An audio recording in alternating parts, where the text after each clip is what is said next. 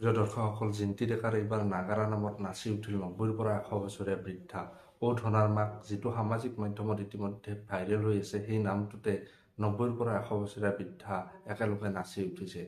ভিডিঅ'টো আমাৰ হাতত আছে। সেই ভিডিঅ'টো প্ৰথমে আপোনালোকক দেখুৱাই ল'ব বিচাৰিছোঁ।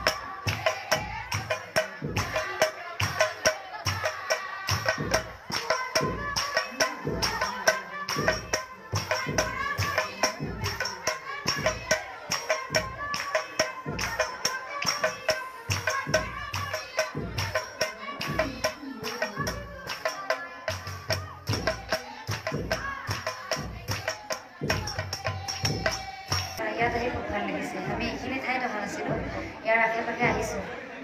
বাকী আজি ইয়াত আহি খুব ভাল লাগে। ৰাইজক কি ক'ম, খুব লাগিছে আহি, সুন্দৰ একদম।